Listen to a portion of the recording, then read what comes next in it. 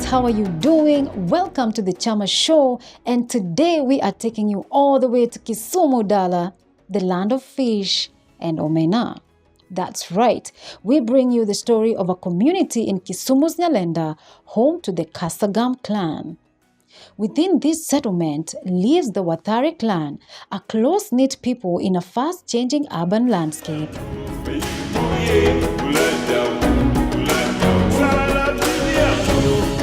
So wase, hapa ni Nyalenda na nimeingia kwa farming, naona kuna agriculture moto sana. Why am I here today? Kumekuwa na kitu inaitwa unyakuzi wa shamba. It never started today or yesterday. Ni mambo imekuwa mingi, but now how are the people here solving the problem? Is by coming together, wanaunda chama.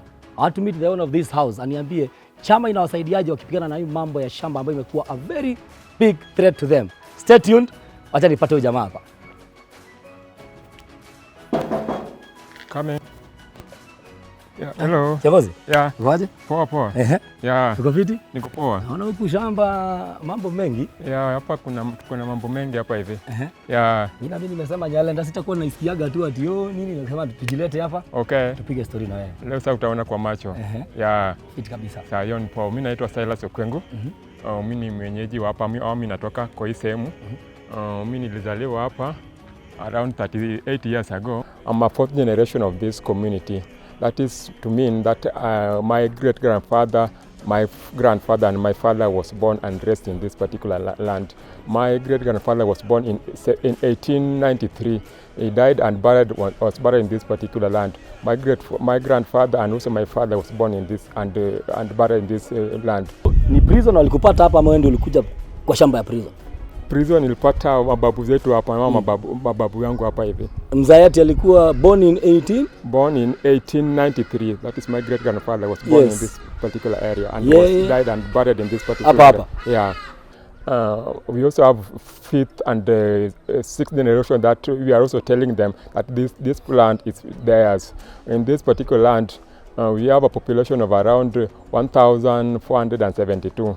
We have done a rapid nomination that we were assisted by Muungano wa Wanavijiji through SDI Kenya, that we did it and we ascertained the total population, the total household and also the groups and also the farm groups and also those other activities that are being done in this particular area.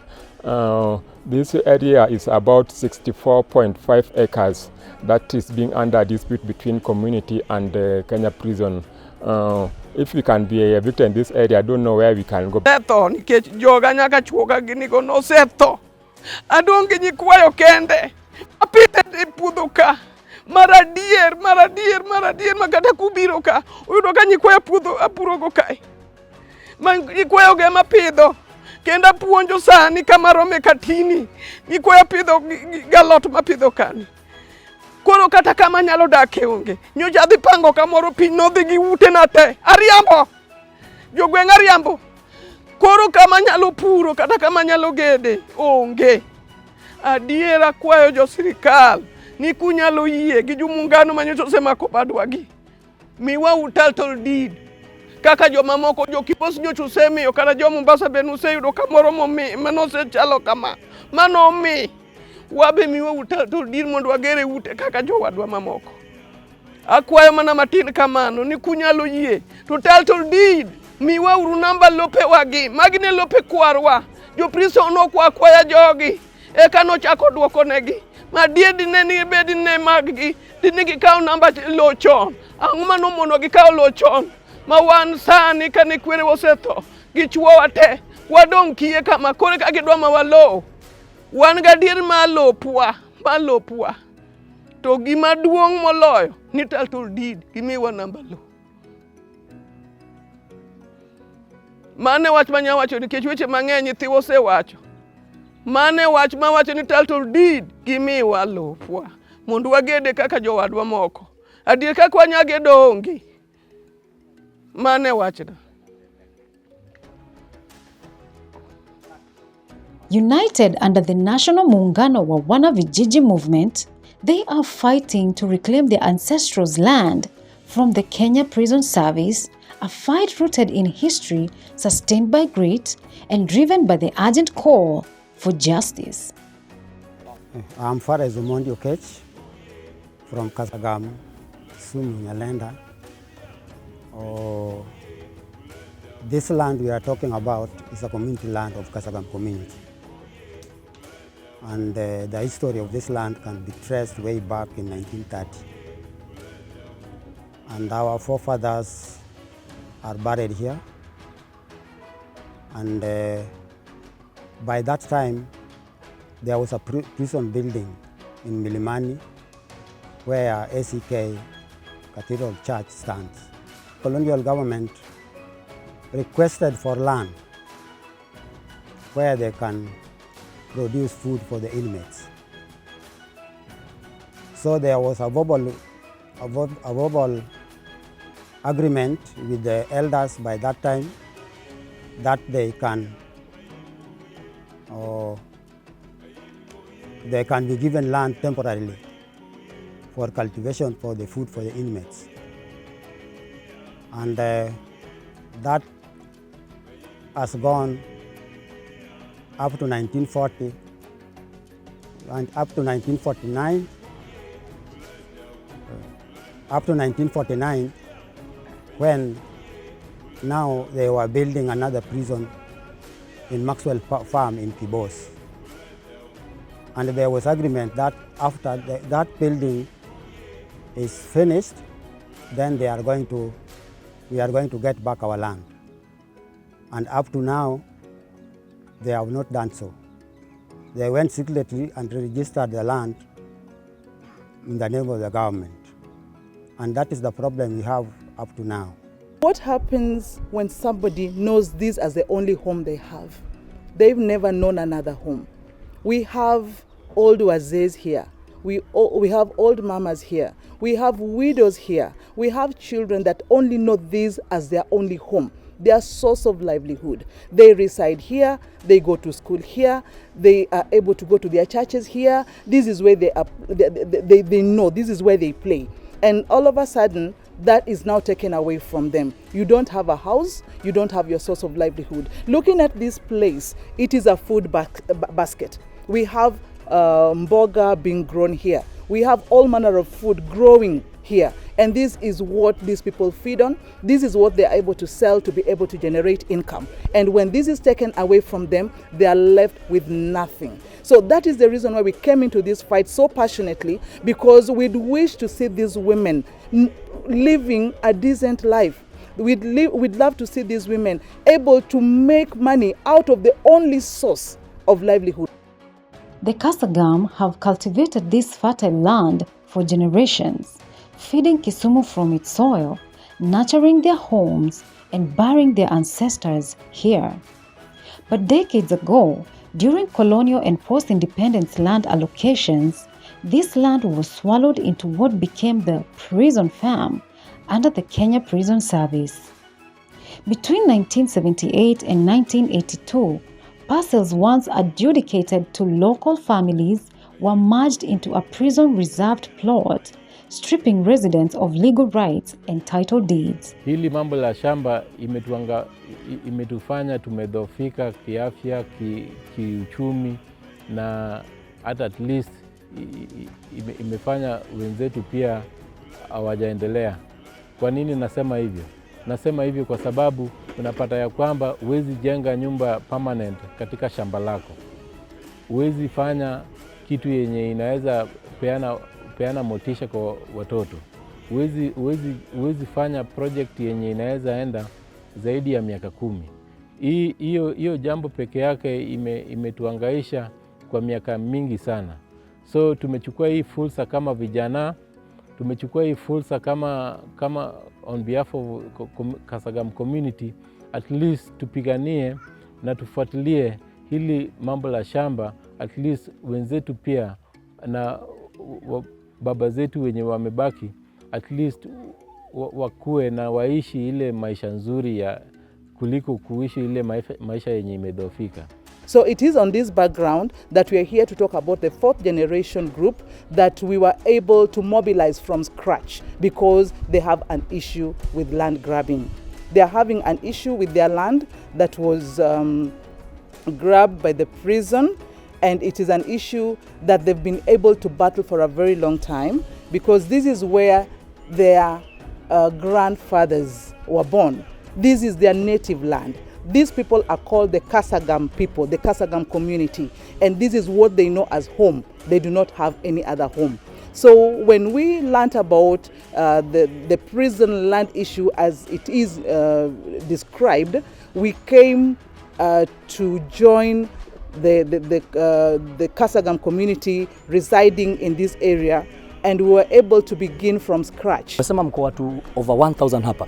Yeah, the population of this area is 1,472 population with a household of 520 households. Yes. Yeah. Nimenotice wewe Kiswahili na wewe ni Kizungu tu. Yeah. So hawa watu wote wako kwa chama moja ama mambo ya chama mnafanyaje kama as big number like that one? Like in Nyalenda fourth generation, we are 120 members, rightfully registered members, but those are saving and doing our normal activities are 38 members that are doing our weekly saving and learning activity. Although other members, they also are in other groups that are within this particular area. Many grassroots cases never reach court, and those that do can drag on for decades.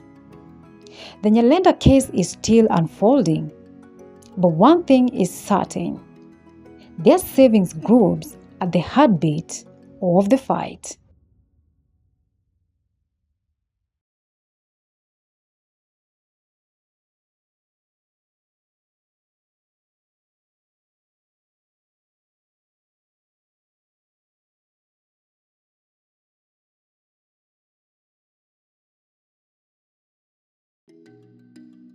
In Muungano, resilience is built coin by coin, meeting by meeting.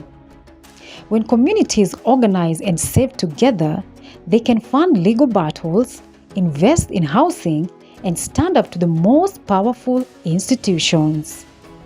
In marginalized areas, savings are more than numbers on paper.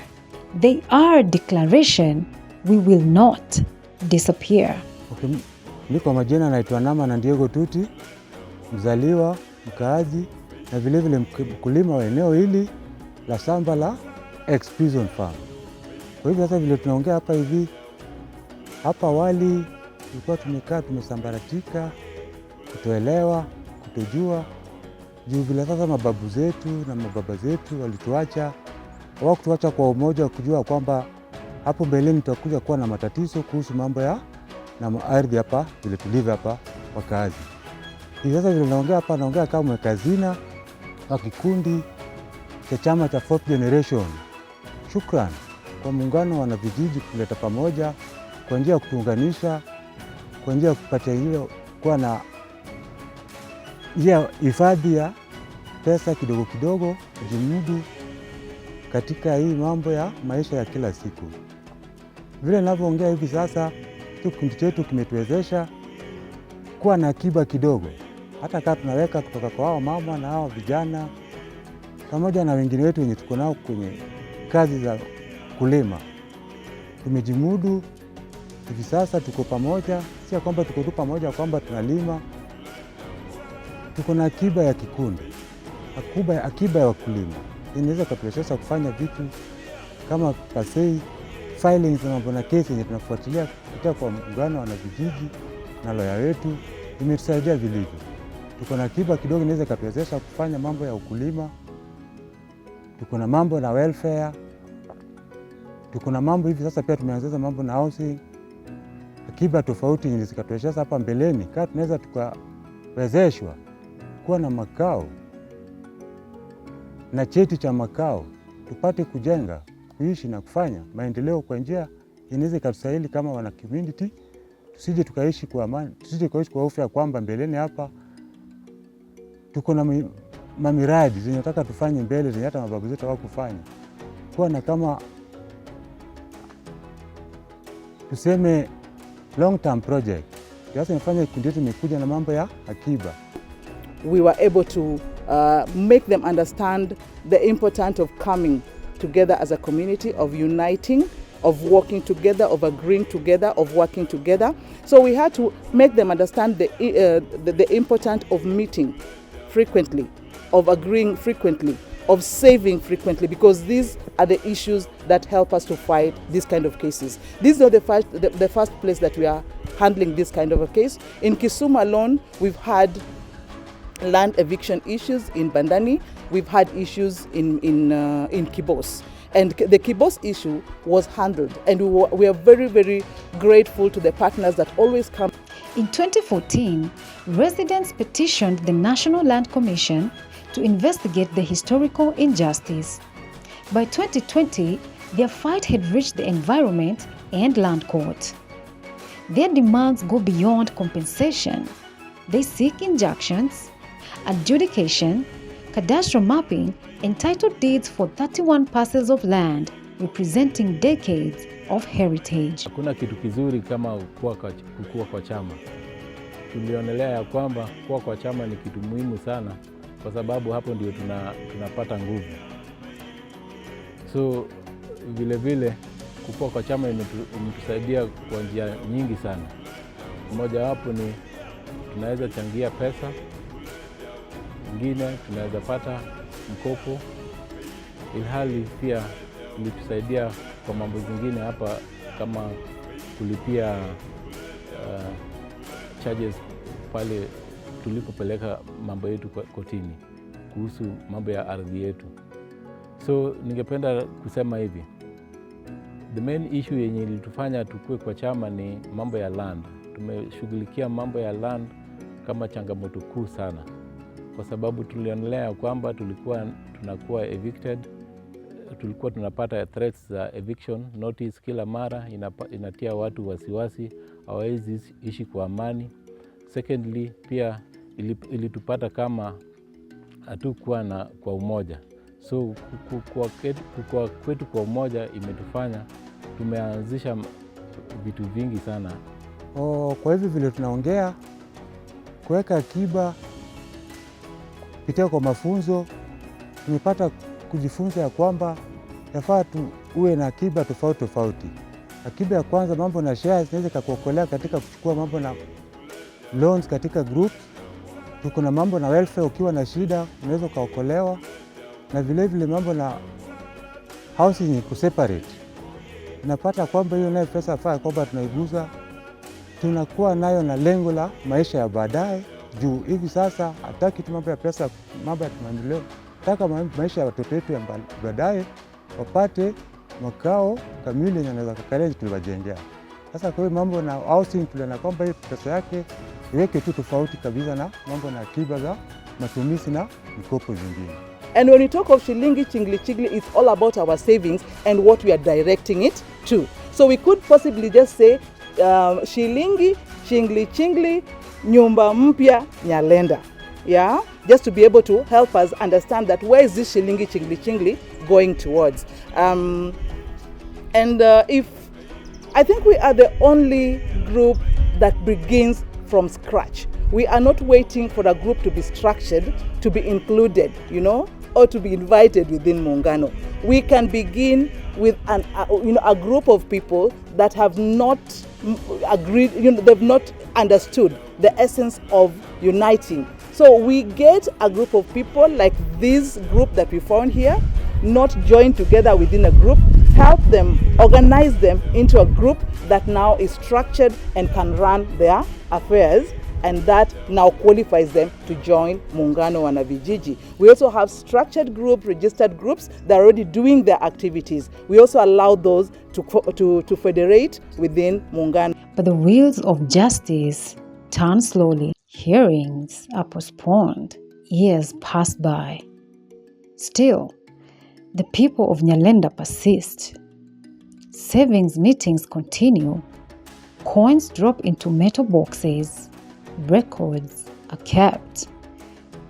It's not just money they are saving, it's their history, their home, and their dignity. Vile naongea kama mweka hazina, vile pia katika hiki chama chetu ama kikundi chetu cha fourth generation, tumekuwa na changamoto mingi sana kuhusu na mambo na kotini. Kila mara tukiitwa huko kusanya watu kuwaleta pamoja kutoa pesa kwa inakuwa vigumu. Lakini sasa kama pita kama mweka hazina, inatuletea kazi rahisi, ilali tunakuwa na changamoto mingi kama kwenda kotini, yafaa tunafanya filings, tuko na mambo nauli za kwenda na kurudi, mambo na chakula tunaweza mkashinda nayo huko kama katika muda, mambo na kuwasaidia watu tutakuwa tunatembea nao tukienda huko kotini.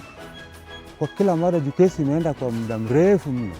Sasa hivi sasa imechukua kama karibu miaka 2-3, mambo ya kotini imekwama. Fedha pia tunaangalia kwamba hawa mama na hawa wazee na wengine pesa yao wanatoa ni kidogo, lakini inabidi tujikakamue na hiyo kidogo kufuatilia mambo ya mashamba kusudi baadaye hata labda mbeleni vizazi zijazo wasije wakawa na hii suku ya kwamba tunatakiwa kila mara wanaenda mahakama kusuluhisha mambo na masambi ilikuwa imetatuliwa kitambo.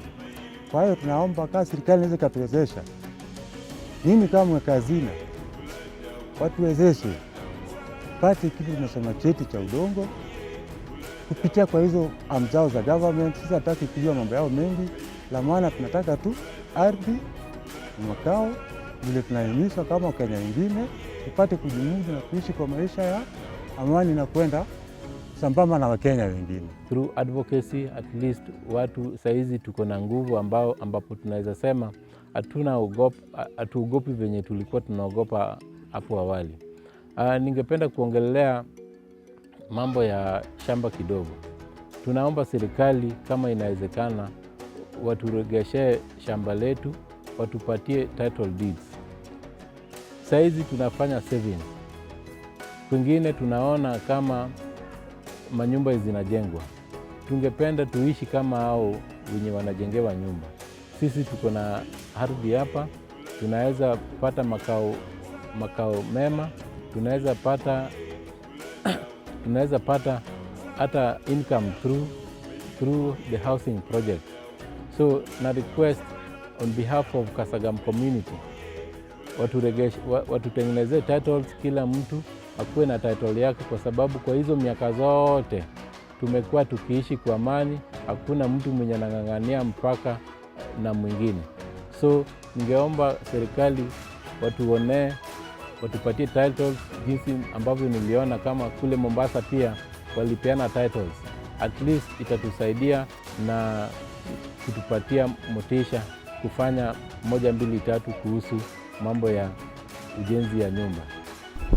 So when we came through, we had to start from scratch with the 4th generation. We had to bring them together. We had to make them understand the issue of uniting. Kuungana ni nguvu. When we helped them form this group, they identified those who were interested to walk this walk. And we were surprised that within a very short time, we had about 120 of them coming together to form this group. And after that, we had to now take them for exchanges so that they could be able to go and see where else this fight has been won. So we took them to Kibos for an exchange.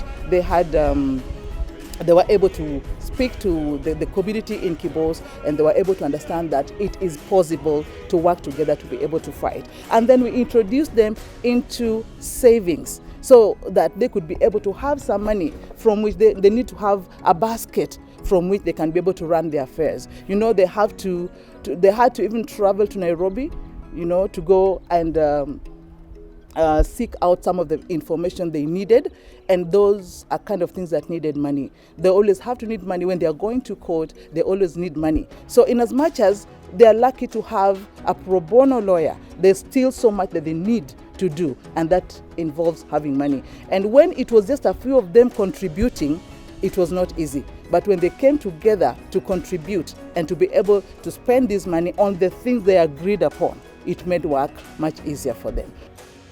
Ningependa kusema SDI Kenya wametupea mafunzo kulingana na mambo za land rights. Ya pili tena wametupatia mafunzo kulingana na exposure through exchange programs, ambapo tulienda kule Kibos tukajifunza venye watu wa Kibos pia wenye walifurushwa tena wakafuatilia mambo ya shamba yao ambapo iliregeshewa. Ya tatu walitufunza mambo ya group governance na resource mobilization, jinsi tunaweza kufuatilia mambo ya pesa ama msaada kwingine ili at least tupate kufuatilia mambo ya hii kesi yetu pale kotini. Ya nne, muungano wa wanavijiji wametusaidia sana kwa ile network yenye tumeform. Kama mimi hapa ningependa kusema mimi ni mwanaharakati, tena mimi ni mwana federation wa muungano wa wanavijiji through SDI. Ya mwisho, group saving and loaning pia imetusaidia mali pakubwa, ambapo tumekuwa tukiweka pesa na kuchukua mkopo itusaidie kuimarisha mambo ya kilimo na biashara kwa wamama, na pia hata kuelimisha watoto kama karo ya shule. Till next week, you can reach us on our number below and follow us on all social media platforms. Chamaa Show, empowering communities for sustainable wealth and economic resilience.